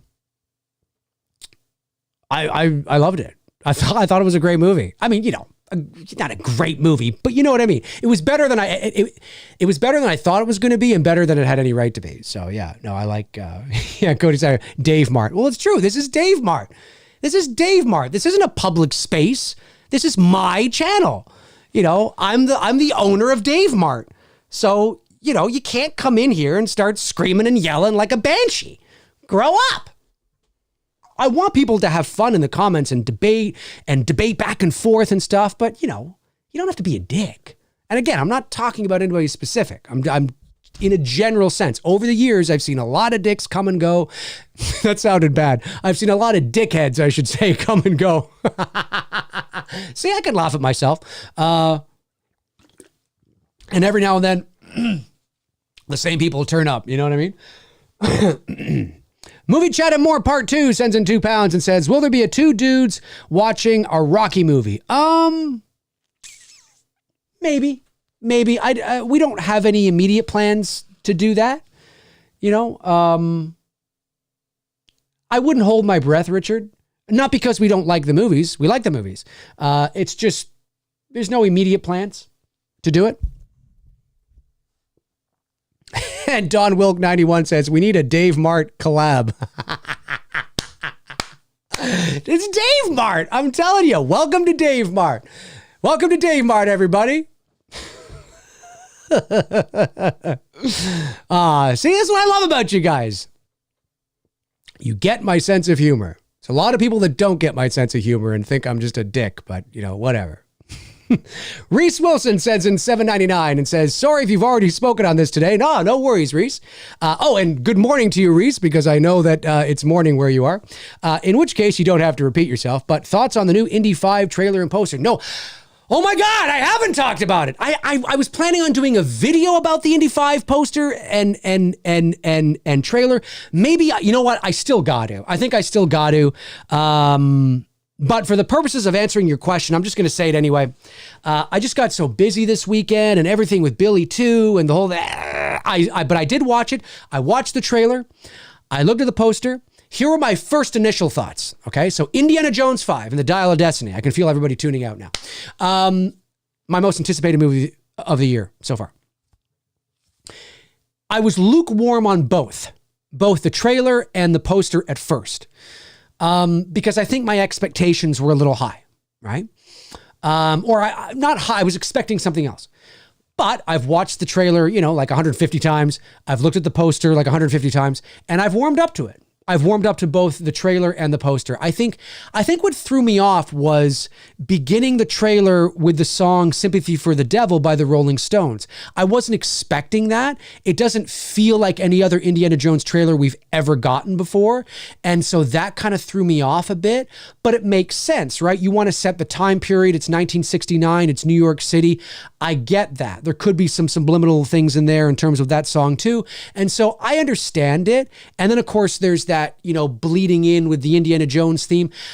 But I'll be honest with you though, the one thing I don't like between I still haven't felt that punch of the Raiders March. It's there and you hear it, but I haven't felt that boom yet. You know what I mean? And so that's a critique that I have on the design and the mixing and sort of the editing of the trailer. I still want to feel that boom, but I like the trailer. It looks Indiana Jones. It feels Indiana Jones to me. I know that the usual YouTube people will be uploading their looks like shit. It looks like ass. Phoebe Waller-Bridge, woke women. All that. Okay, fine, whatever. Okay. There's people out there that literally believe that just because there is a woman in it, therefore it's okay. That's free. You're allowed to feel that way. Of course, they would come back and say, no, it's not about that. It's about this. And I understand it's more nuanced than that. I get that. I'm going to the extreme to make a point. I get it. But Phoebe Waller-Bridge doesn't bother me. It doesn't bother me. It doesn't. It looks like she's his sidekick. Okay, fine. There's always been a woman in every Indiana Jones movie. So, but I understand people hate Disney and they don't want. I get the thing, but it didn't bother me. So I'm again, but there was nothing about the trailer that made me go, oh yes, yo, yeah, you know what I mean? I'm like, okay, but there wasn't anything that made me kind of go either. I'm like, okay, I kind of feel the same. I'm cautiously optimistic. In James Mangold, I trust. Fantastic director, Ford v Ferrari, 3:10 to Yuma, Walk the Line, Copland. He's amazing. So I think he did Walk the Line, right? Pretty sure he did. Maybe he didn't. I'm looking forward to it, man. I am. The poster threw me off a bit because it does. Now, is this the official poster? We're only like 2.5 months away. I guess it is. But you know how sometimes at these celebrations, they'll release like a celebration poster, but it's not the official poster? Because did anybody say that it was the official? Use the words official, and I don't mean somebody sharing it. I mean coming from official sources, from Lucasfilm, from Disney. Did anybody say that here is the official poster? Not that I'm like, is this because it doesn't look like it aligns with the official posters of the previous films. Stylistically, I know it's not Drew Struzan. I get that. He's retired. It's somebody else. So artistically, stylistically, it's probably going to look a bit different. I understand that. But I like it. I didn't like, I was, again, lukewarm with it at first, but the more I look at it, if it actually ends up being the official poster, oh, right, he directed Logan. That's right, Zach. Thank you. Yeah, exactly.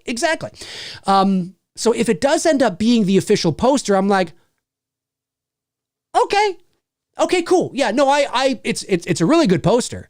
And I like it. It's maybe not what I would have done, but it's cool. It definitely looks stylistically, it looks like those old posters from that era. So I'm okay with that. But again, how sometimes they release those, like how at Star Wars Celebration, they'll release they did it with The Force Awakens. They did it with The Rise of Skywalker. They did it with The Last Jedi. I think they've done it they did it with Halloween too, right? So I just is there going to be another poster or I don't know. But so, yeah, in a nutshell, Reese, I liked it. It's taken me a bit to warm up to both, but I'm okay. I'm excited to see this movie. And, like I said, James Mangold, I think we need to temper our, my expectations are here. Very similar to where they were before I watched The Rise of Skywalker. Now, I know The Rise of Skywalker, everybody hates The Rise of Skywalker. It feels like more people hate The Rise of Skywalker than they do The Last Jedi. I'm not one of them. I like The Rise of Skywalker better than The Last Jedi. I don't like everything in The Rise of Skywalker, but in terms of pacing and having that Star Wars kind of feel back, oh yeah, it's like leaps and bounds way more Star Wars to me than The Last Jedi is. Last Jedi is like Rian Johnson's avant-garde art fart project. But The Rise of Skywalker, I said, and this is documented, and you probably remember this, before The Rise of Skywalker came out, I said, folks, The Rise of Skywalker is not going to be a fantastic, amazing movie. It's not. It can't be, because they fucked up the middle chapter. They would need to make another couple of movies in order to be able to make that up. They can't do it in one movie. And then people were like, well, The Rise of Skywalker feels like 3 movies in one. Well, yeah, because it kind of is. I'm not saying that was the right thing to do. I'm just saying, well, yeah, but, you know. But I was content. I was content with the way it ended. I actually really liked the Palpatine angle and the daughter and all that kind of, or, you know, the granddaughter, all that kind of shit. But that's me. That's me. I'm allowed to like it. And I've got videos on my channel where I explain why. But I remember saying that because my expectations were so low and I knew The Rise of Skywalker could not be what it needed to be because of how much they fucked up Act 2. I said, if I can just leave the theater going, okay, I'm content. Now, I know a lot of people didn't leave the theater feeling that way, but that's how I felt. I sort of feel similar about Indiana Jones and the Dial of Destiny. Now, I do think Indiana Jones and the Dial of Destiny is going to be a much better film than The Rise of Skywalker in terms of completing a saga. Absolutely. At least I hope. But if I can walk, but is it going to be Raiders? I don't know. Is it going to be Temple? Which a lot of people hate Temple, but you know, I love it. Is it going to be Last Crusade? I don't know. It's just got to be leaps and bounds better than Kingdom of the Crystal Skull. And if I can walk out of the theater going, you know what? That was good. That was nice. It was a great send-off for the character, a great send-off for Ford. It was fun. It was funny. It was adventurous. That was good, man. I enjoyed that. Is it the most amazing thing I've ever? No, of course not. But it was good. It was good. It was as good as you could get with 80-year-old. Like, you know what I mean? That's it. It was good. Well done. Solid job. Well done. Well, then it's a win, right? It's a win, right? That's how I'm looking at it. And when I look at that trailer, I go, yeah, this looks like this could be fun. You know what I mean?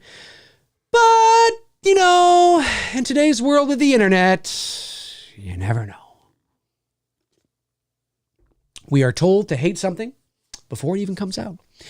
Harry Hagen sends in $5 and says, there's stories by Eddie Murphy and other celebs that Michael Jackson beat up Bubbles, his pet monkey. Do you have any stories of something so absurd? I have never heard that, but that wouldn't surprise me for some reason. You mean, do I have any stories that are just so absurd? And thank you for the super chat, Harry. Appreciate that. Stories so absurd like that? Like, you mean with Michael Jackson, or do you just mean in general? Just at me, Harry, and clarify sort of what you mean. Aaron Click says, Dave, I see that Return of the Jedi, is returning to theaters for its 40th anniversary. It is. Do you think it will be a super duper special edition with more revisions done to it? No, I don't think so. I think it'll just be the special edition that they released in 97 or 98. Yeah, that's what it'll be. It will unfortunately be the version that he goes, no. And I don't mean Revenge of the Sith, because he says it at the end. That was one of the stupidest. Listen, George, we love you. We love you, George. George, you are one of the greatest storytellers of all time. You changed the industry. We wouldn't have digital video editing if it wasn't for you. We wouldn't have the special effects we have today if it wasn't for you. I don't even think we'd have Photoshop. I think he had a hand in that somewhere along the line, somewhere along the chain. George, you are amazing. You are fantastic. You are incredible. We love you, George. I can't speak for anybody else, but I will say, although I wasn't crazy, I did not like the prequels, you did not ruin my childhood. And anybody who says that you did and literally feels that way, needs serious help. But I will say this. At the end of Revenge of the Sith, when Darth Vader goes, no, we all agree. It's like that gif with, what's his face from The Office going,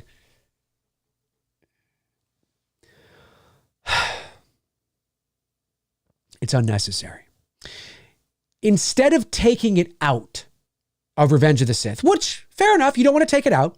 Okay, that's fine. Don't take it out. You don't have to take it out. It's your vision. I don't agree with it, but it's your vision, your movie. Own it. Great. Okay, fine. He adds it to Return of the Jedi. Not in the special edition version from 1998 or 7 or whatever it was. Not in there, because obviously he hadn't made the prequels yet. From the Blu-ray release of Return of the Jedi. So you could be right, Aaron. Maybe there's a little more tampering that's gone on. I don't know. But the Blu-ray release of the Star Wars original trilogy in 2012 or 13 or whatever it was? The box set. At the end of Return of the Jedi, it's a great moment, right? Luke is lying there. He's lying there, defeated. The Emperor's... Darth Vader is, he's been defeated. His son is lying there on the verge of death. And the Emperor is just going, Father, please. And Darth Vader's looking at Luke, looking at the Emperor, looking back to Luke, looking at the Emperor, looking back to Luke, looking at the Emperor, and you're like, oh. And then instead of just leaving it where he just picks up the Emperor, raises him over his head,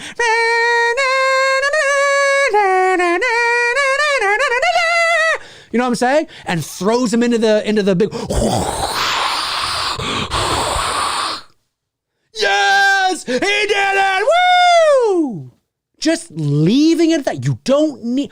We can imagine what's going through his head. We don't need to hear his thoughts. We can see it. That's cinematic language. We can see it. We can imagine it. What does he think? We can see it by the fact that he's looking back at his son and to the Emperor. The wheels are turning. Oh my God, this is it. Oh my God. Oh no, he's not. He's not actually thinking about it, is he? Is he actually thinking about it? Is he actually going to? No. And he does it. And it's like, oh my God. It's incredible. So what does George Lucas do in the 2012 Blu-ray release? He adds in that moment to help justify the no at the end of Revenge of the Sith. Instead of taking it out of Revenge of the Sith, which I understand, okay, I get it.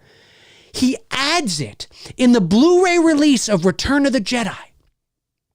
He adds it. If you watch the Blu-ray of Return of the Jedi, at that moment, you see Darth Vader looking at Luke, looking at the Emperor, looking at Luke, and then you hear, no. And he picks up the Emperor, and it's like, what are you doing? You don't need to we get it, George. That's cinematic language. We don't need you to tell us what he's thinking. We know what he's thinking because of the back and forth. And then he just does it. It's like, oh my God. You don't need the no. You don't need that.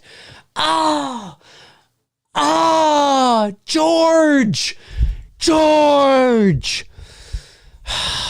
Man, I was so disappointed. So be prepared when you go watch Return of the Jedi in the theaters, unless they remove that. I don't know. That you may get a moment at the end of Return of the Jedi where Darth Vader is going, no, George. George, you are amazing. You are great. You George fucking Lucas. You will go down in history as one of the greatest visionaries of all. People 200 years from now will be reading about you, or even 100 years from now, they'll be reading about you like we do fucking Shakespeare. And people will be, you are one of the greats. But George, George. Those are my thoughts on Return of the Jedi. I'll probably go see it, though. Okay, Harry, did you at me? There he is. Harry Hagan says, any personal stories of something so ridiculous in your life? Just imagining Michael Jackson beating up his pet monkey is so bizarre. I don't know.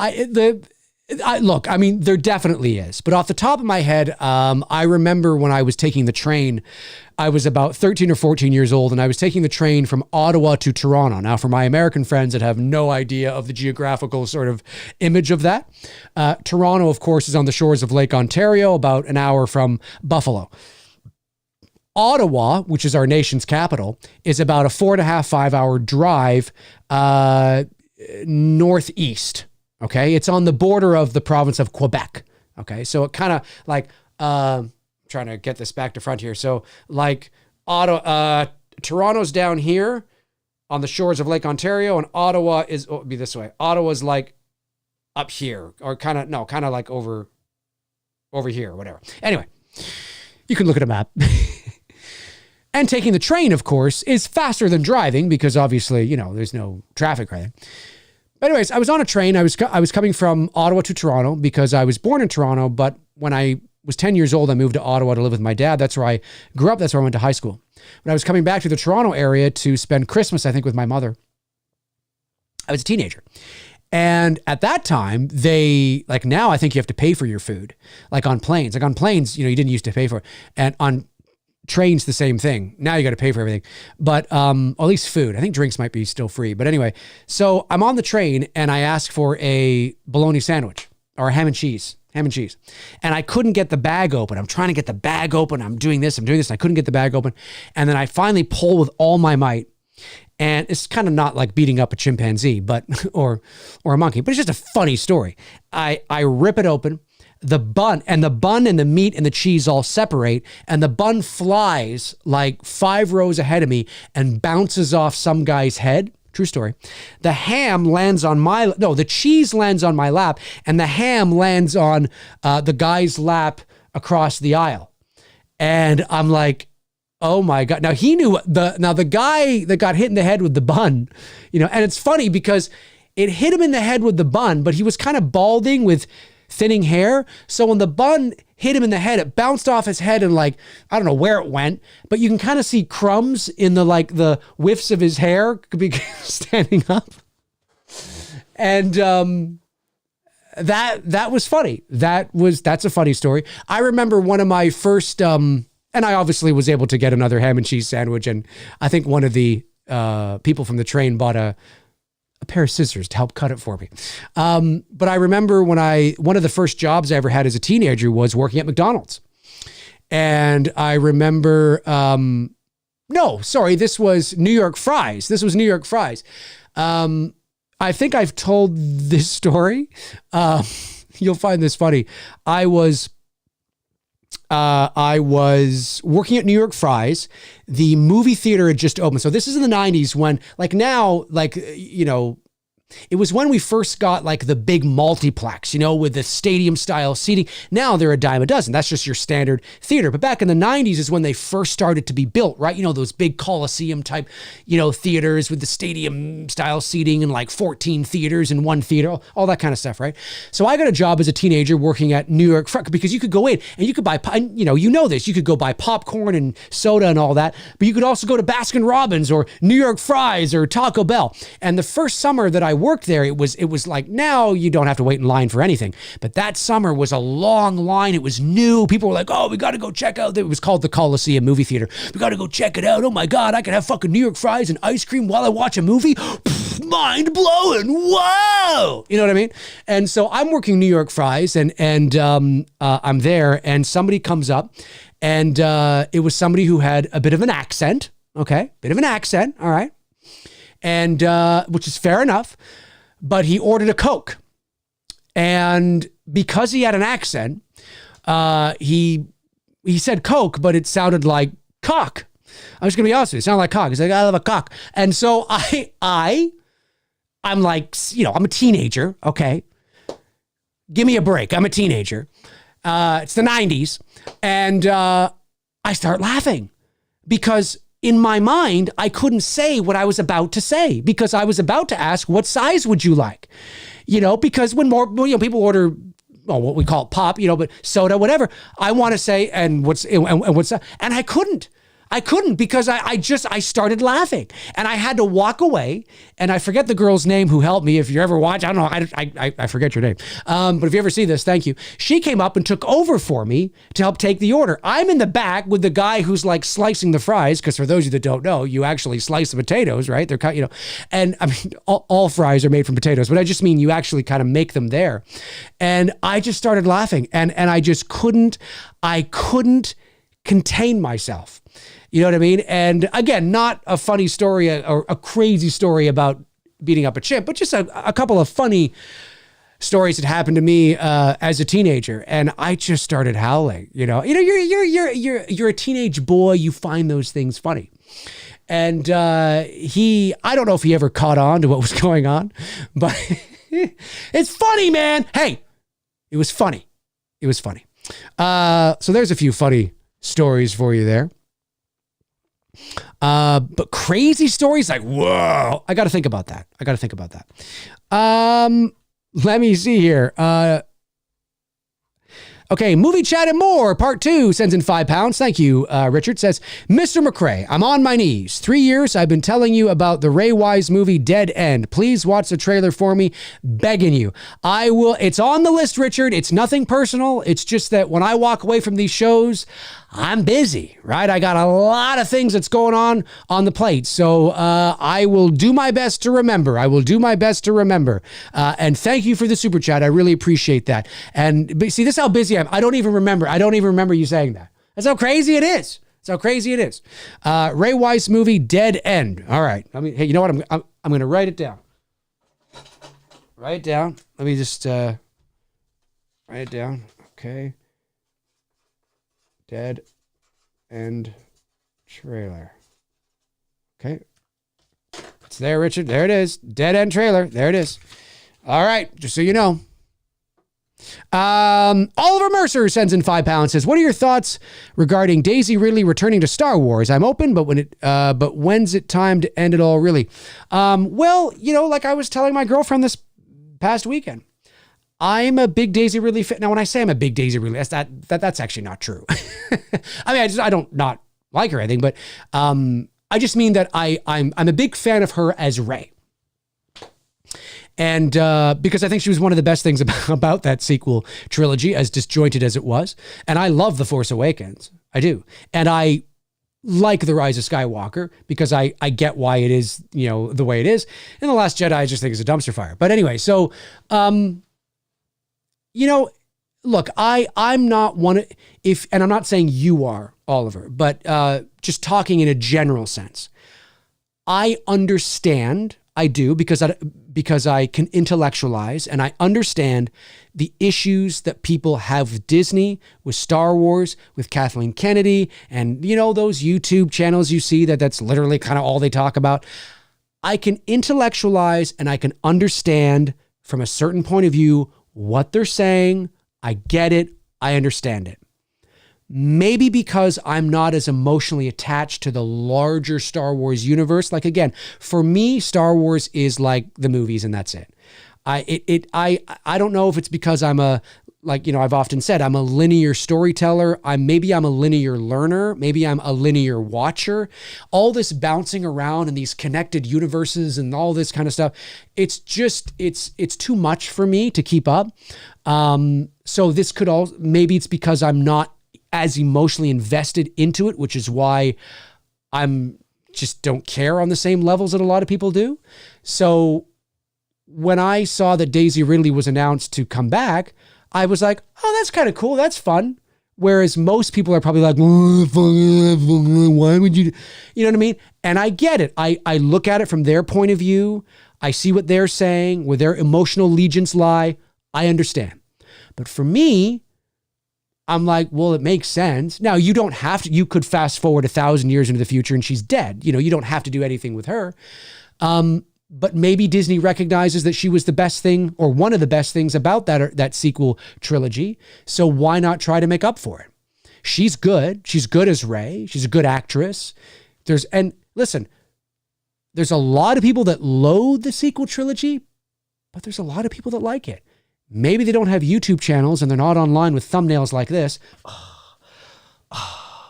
And again, I'm not talking about anybody specific. It's just when I scroll YouTube for Star Wars stuff, that's what I see. Okay. So don't jump into he's talking about such and such. No, I'm not. I don't know who I'm talking about because I don't spend time with them. I just see the thumbnails of a lot of these channels. Right. So when I see something like that, I'm just like, oh, that's kind of cool. I think she's one of the best things about it. So for me to be able to see her return, I'm like, oh, that's taking one of the positive things from that sequel trilogy, taking it, putting it over here, maybe in the hands with somebody different, with a different storyteller, with a different director, with a different screenwriter.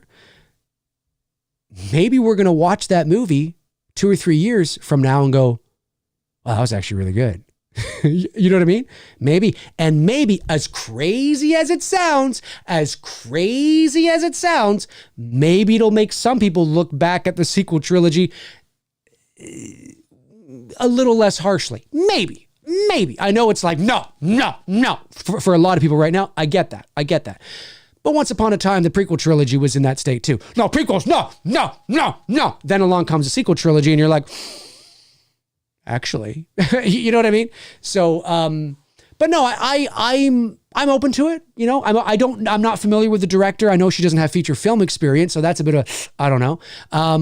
But the screenwriters, you know, got a lot of experience. And so I don't know, you know, we'll see. I'm open to it. I like her as Rey. I would like to see her again as Rey. So is this a Rey centric movie? Like it's all about her? I mean, no, they said it's about her rebuilding the Jedi. Okay. But is she like she's the lead or I don't know. But I'm excited to see her back. I'm not somebody, as you know, like I just said, I'm a linear sort of story kind of person. So generally speaking, jumping all the way back to like Knights Through Old Republic, I don't care about that stuff. I don't care. Knights Through, I don't care. I want to keep moving forward. That's what I want to do. But I recognize a lot of people do care about that stuff. However, the James Mangold project about the birth of the Force, or like, where does the Force come from? Who was the first Jedi? Do you know what I mean? Like all that stuff's, that interests me. And it might interest me more than the average person, maybe because, or maybe there's a lot of people that are interested in it. It might interest me more than maybe you'd think it would because it's James Mangold too. You know what I mean? And he's one talented filmmaker. And if Indiana Jones and the Dial of Destiny is fantastic, that only bodes promise, you know, and excitement for his Star Wars movie. So, you know, it's kind of interesting, you know? So, you know, I mean, I'm curious. I think it's a little more digestible for me because they're not announcing, you know, 36 movies and 473 TV shows, you know, I'm just like, I just don't care. It's just too much. It's too much content for me. So the fact that they're like, oh no, we're just doing these 3 movies. I'm like, oh, okay, I can follow along, you know, yeah, okay. Maybe that's part of it too. So, you know, I'm excited. We'll see how it goes. But yeah, we'll see. Thanks, Oliver. Appreciate that very much. Real Reveal sends in 279, says, I'm happy you're in the Shining universe now. Oh, because of the thumbnail. Yeah, that's right. I was waiting to see if anybody noticed that. Yes, I am. I am in the thumbnail of The Shining. I fucking love that movie. I fucking love The Shining, man. Shining's such a great movie. So good. Zach Axiola says, I'd really recommend Logan. Swan Song farewell film seems to be really James Mangold's forte. So it'd be interesting to see what you think of both films. Logan and Swan Song. Oh, wait, no. I'd really recommend Logan. Swan Song farewell film seem to be, okay, really is forte. Okay, sorry, I thought you had 2 movies there for a second. Interesting to see what you think of both films and how they work as farewell films. I do want to watch Logan. I haven't obviously yet, but I do want to watch it, and maybe I will leading up to, I'm not going to have any reference to what's going on in terms of like, you know, because I haven't really watched anything else, but I can watch it on its own. I hear it's fantastic. Now, obviously, Indiana Jones is going to have a bit of a different flavor. Logan's probably more serious than Dial of Destiny. Dial of Destiny is probably still going to have that Indiana Jones kind of flair. But this is it, you know, and I've said it before and I'll say it again. And I understand not everybody feels the same way I do. And I understand that I feel this way too, because I'm a big Harrison Ford fan. He's my favorite actor. I get it. But we are watching the end of one of the great Hollywood movie stars. You know, we are in an era now where, he's from a certain era, you know. He will go down in history as one of the great movie stars, because there's a difference between a celebrity and a movie star. Not every actor is a movie star, right? There's a lot of celebrities. It's relatively easy to become famous now. You know, I mean, Tony Michael was telling me that there's people that fart in jars on TikTok and sell that shit. You know what I mean? Like, it's so easy to become famous. You know, it's nothing to be a celebrity now. But to be a movie star is far more difficult. And, you know, Harrison Ford is one of those guys that, and he's a bit of a late bloomer because he didn't become a movie star until he got his big break really when he was about 35. So it's a little late. And then he became a real bona fide movie star when he was about 39, 40, when he did Raiders, because he did Star Wars and then Empire, of course, and did a couple movies in between. And he was he was known, of course, but then he did Raiders and oh my God, like he was the leading man, handsome, dashing. He became that movie star and he had these two franchises and the rest is history. And so he is the Clark Gable, Humphrey Bogart, you know, Jimmy Stewart of his generation. And they don't make them like that anymore. And I understand that if you're younger, you know, you don't, or if you don't care, you're not a Harrison Ford fan. I get that. But, you know, you could look at Tom Cruise as one of the last movie stars, which is true. Tom Hanks, he's starting to kind of die down now too. You know, they don't make them like that. Like, you know, Stallone, Schwarzenegger, they're at the very end of their light now as well. So to see Harrison Ford, think about this, to see Harrison Ford will go down in Hollywood history. Like he's in the same sentences as your Humphrey Bogarts, your Clark Gables, right? Harrison Ford. You say that name, there's a feeling that goes with it, right? You know, and they don't make them like that anymore.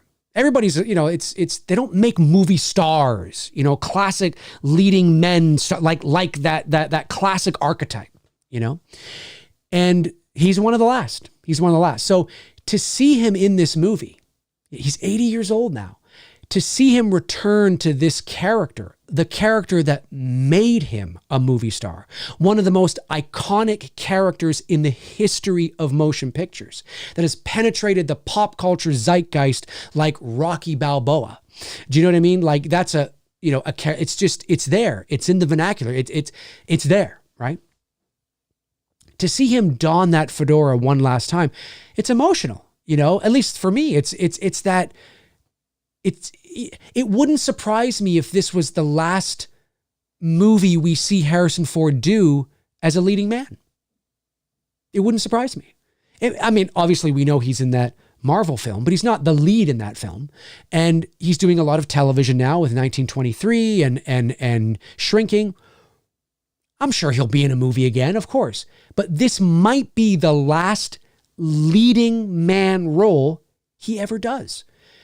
I don't know, but the future movies he does may be, you know, he may be part of an ensemble, right? Like how he is in Shrinking or 1923, right? He might be part of the cast and he's one of the leads, but he's not the leading man. You know what I mean? And this might be it. One of the great, iconic, legendary actors in Hollywood history. We are witnessing, as Belloc would say, this is history. You know what I mean? This might be it. I don't know. I mean, maybe there's going to be some role for an 80-year-old guy out there that's a lead, but it probably won't be action oriented. It probably won't be adventure but who knows? You got fucking Clint Eastwood in his 90s that is still kind of doing it, but I also don't think Harrison Ford wants to either. So when he was at D23 last year and he said that this is the last time I'm going to fall down for you and, this kind of stuff. Yes, I think it's got a double meaning. Yes, it means Indiana Jones, but it could mean forever. This is it. And so I think, now, initially, it was also supposed to be John Williams' last movie he was ever going to score. He seems to have backtracked on that. Okay, fair enough, but this is it. They don't make movie stars like that anymore because that's not the era we're in. Because of the internet, because of streaming, because of the ease of access and how the entertainment landscape has changed, it's just different. It's just different. But back in, when he first started, Harrison Ford's first movie was Dead Heat on a Merry-Go-Round, which is 1966, I think, or something like that. He played, the bellboy. And then, of course, he got a bit of a break there with American Graffiti and then Star Wars. And then, he's a classically handsome leading movie star man. You know what I mean? And we don't, from a certain era, I'm not saying there's not handsome leading men today. I'm just saying from that era, it's one of the last. He's one of the last. And so it's just really cool to be able to see it. To witness it. History. That's how I feel about it anyway.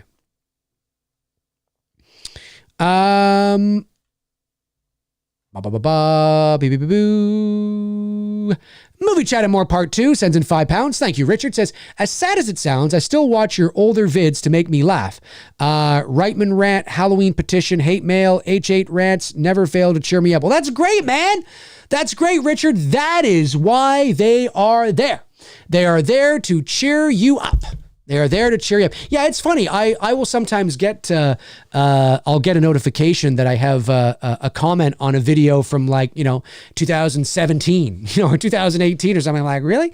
But what's funny sometimes is that the comment will and I mean this all in good fun, of course. I really appreciate that you're watching and, but it's funny when I'll read a comment from an old vid, but they'll comment like it's like the information's new or something. You know what I mean? Like I just uploaded it or something. It's kind of funny, unless they think I did. I don't know.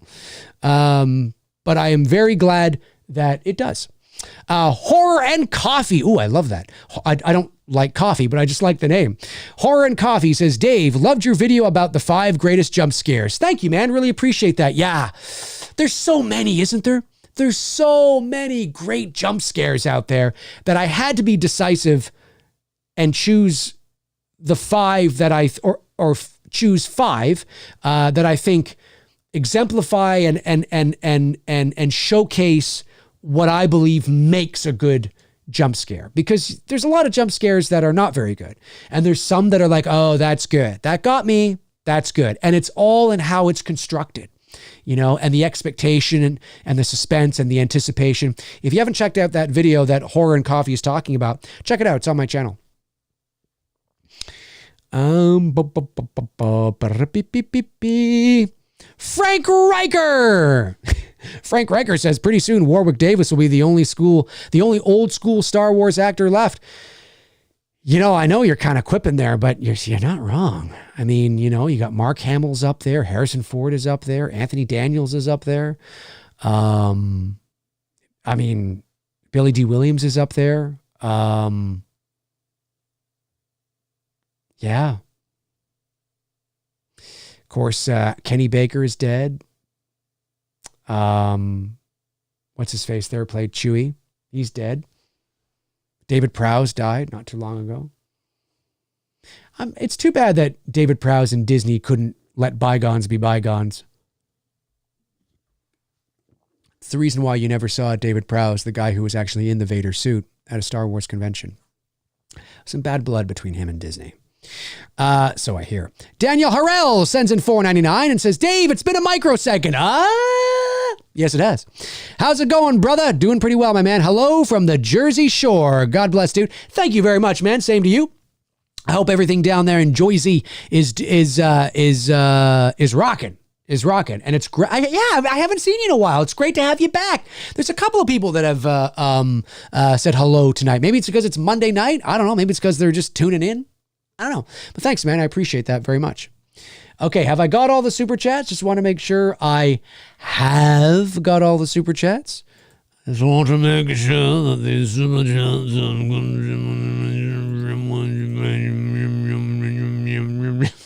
whatever the hell that was. All right, 10 minutes left in the show. 10 minutes left in the show.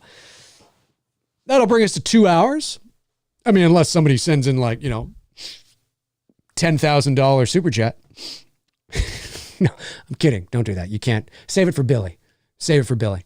You can't say. I don't know what the highest is. What's the highest? $500, I think. I think that's the highest. I think. Zach Axiola says, Dave, I hear people say Halloween Ends could have worked better as a fourth film in the Blumhouse saga to come after whatever the third film could have been. Your thoughts? I agree with that. But the fourth film minus Myers, right? So, as I've said many times, the Corey story, to me, in my opinion, the Corey story in Halloween Ends is a good one. I've often said that Halloween Ends was actually pretty good until Michael Myers showed up. Ironically, until the guy you want to see shows up. But that's because I think they did a good job. I think the Corey story would work really well in like an anthology series. Like, how they're doing Derry now. They did Castle Rock. Like maybe there's an anthology series called Haddonfield, and you could have Jamie Lee Curtis in it. You could have Andy Matichek, and maybe it's a whole first season. Maybe it's not just one episode, but maybe it's a whole first season about this guy. Michael is dead now. He's gone, but it's about this guy that Laurie kind of sees something and the town's getting nervous and you could play it out the same way. Something happens with the babysitter or, the kid that he's babysitting and he's found acquitted, but the town doesn't. It's the same thing. It's the same story, minus Michael Myers. You don't need Michael in that story. You really don't. To convey the social commentary, and the symbolism and the moral of the story that you want to convey with Corey, you don't need Michael to do that. I understand how they wove him in there, but you don't need him to do that. You don't need any transfer of essence, when he grabs it. You don't need that. You don't need that. You leave it unexplained. You don't need to show any kind of him looking deep into the eyes of Michael. You don't need any of that. You just have it as a standalone thing. It's about Haddonfield. It's about this kid in Haddonfield. Maybe it's a few years later, the town is recovering and there's this kid that shows up, and what brings him to that evil is the psychological ramifications and the residual effects from all of the manipulation and bullying that the town did on him. Very much what you were seeing in the movie. And that dissension, that he descends further and further and further into madness, and Laurie sees that and is like, oh my God, we can't have another Michael on our hands. Everything that was happening in Halloween Ends. You don't need Michael. You don't need Michael in that story. I understand how they wove him in there, and in Halloween Ends as it is right now, I get how he's woven in there and how it makes sense that he's there. And I understand that you could look at that story and go, well, you need him because of this, this, and this. But you don't need him. You can take him out, do a little bit of this and a little bit of that, and still deliver the same, and it might even be more powerful.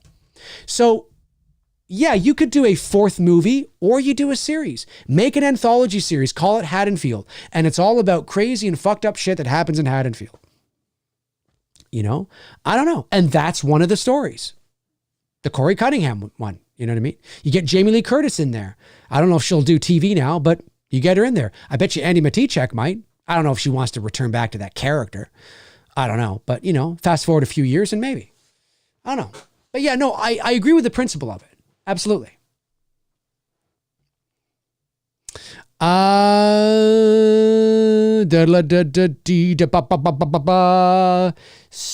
more minutes. Brooke Flynn, I think, is talking. Brooke, are you talking to me? You said David. Is there a Dave in the chat?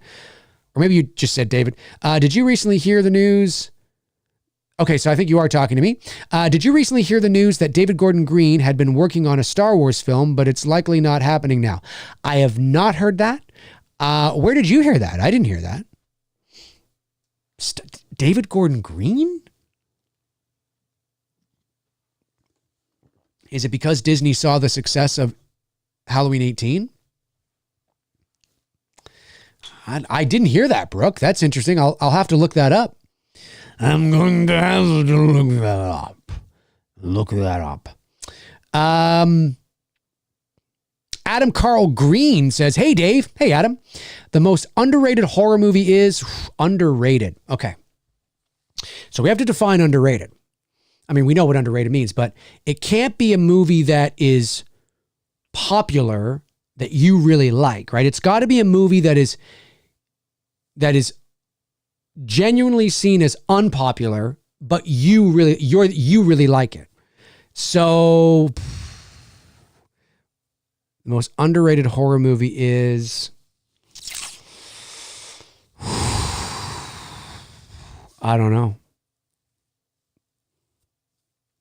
I think about this very seriously, don't I? Most underrated horror movie. Well, I don't know if I can answer the most underrated horror movie.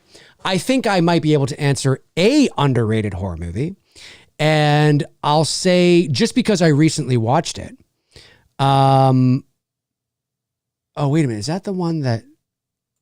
Wait a minute. Wait. Is that the one that has the... No, what's the movie I just recently watched that was 9% on Rotten Tomatoes? And I was like, 9%? What's the fucking movie I just watched? Does anybody remember? I talked about this. What movie have I recently watched? And I was like, oh, that was pretty good. And then I looked at Rotten Tomatoes and it was like 9%. And I'm like, what? 9%? I mean, it wasn't great, but it wasn't 9%. Fuck, I can't remember. You see, Apollo Balboa says Psycho 2. I don't think Psycho 2 is underrated. I think maybe it's underappreciated. I mean, maybe those two things you could say mean the same thing, but the reason why I say that is because most everybody that watches Psycho 2 agrees that Psycho 2 is great, right? Most everybody that watches Psycho 2 agrees that Psycho 2 is great. So it's not really underrated. It would be maybe underappreciated. Maybe I'm splitting hairs, but I think you know what I mean, right? To me, underrated is something that most everybody just doesn't like, but you do, right? So, see, Oliver says The Exorcist 3, but again, I think that's the same problem with, Psycho 2, because Psycho 2 or The Exorcist 3, I don't think is underrated. I think it's underappreciated, right? Most everybody who watches, The Exorcist 3 or Legion is like, this is fantastic. So again, I think when we define what underrated means, I think it generally means that it's a movie that the vast majority of people just do not like for whatever reason, but you really do. So you think it's underrated, right? But I think most everybody that watches The Exorcist 3 likes it. So The Exorcist 3 isn't underrated. It might be underappreciated, right? And that just means not enough people have seen it. Because maybe they're kind of worried. Rosalia, you got to keep them underrated. Fuck, I forgot about that song. What did I just watch that was 9%? There was something that was 9%. What did I just watch recently?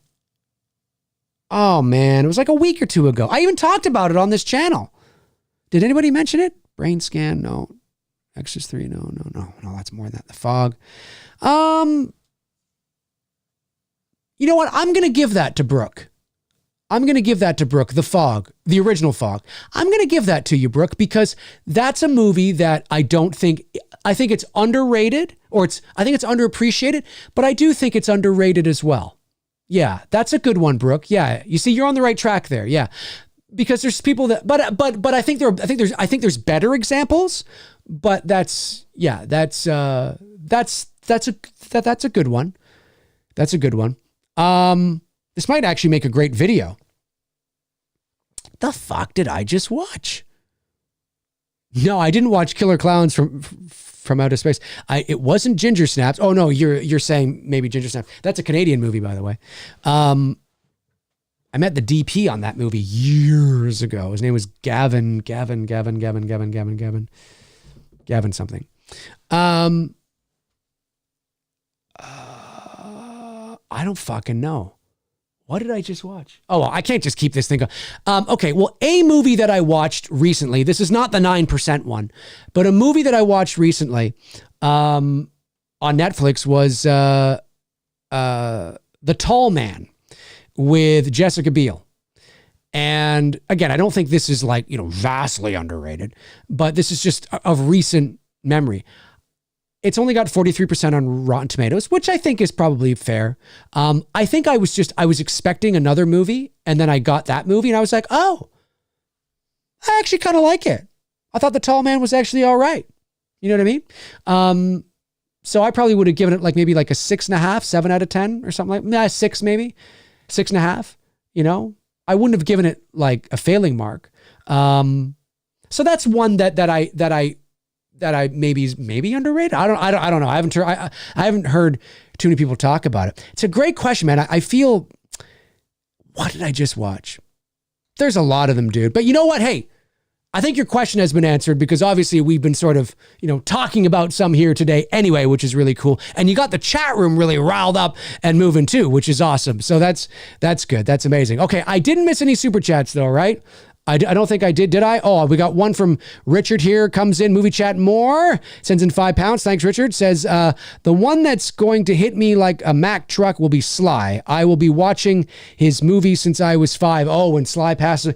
Yeah, it's tough, man. It's tough, isn't it, Richard? I mean, everybody is getting older, and it's sad. It's the reality. I mean, whether it's Harrison Ford, whether it's Sylvester Stallone, Arnold Schwarzenegger, Robert De Niro, Al Pacino, Meryl Streep, Goldie Hawn, you just talk about actors, Mel Gibson, Kurt Russell, I mean anybody from our childhoods, and I mean even the horror community, right? Your Dick Warlocks and your Nick Castles and your John Carpenters and your Robert Englund's. I mean, it's Father Time catches up to all of us, and we have to appreciate them while we can. Not to sound morbid and end on a down note, but it's true. I get you, Richard. I really do. Oh, a couple of super chats, people trying to keep me around. Edward Nito, my Godzilla man. Edward Nito sends in $10, says, sup, Dave? I recently revisited Masters of the Universe. Man, Skeletor's voice was so cool. I've always liked the design of Skeletor. Masters of the Universe, 1987, I believe. I loved the movie as a kid. As an adult, you're like, yeah, they could have done a lot better with Masters. But listen, it was at a time that the technology was just not there. Dolph Lundgren, I've often said he looks like He-Man. No offense to you, Dolph, but he looked like He-Man. Maybe I think he's better today because I think he's a better actor today. But in the 80s, he didn't have a charismatic bone to stand on.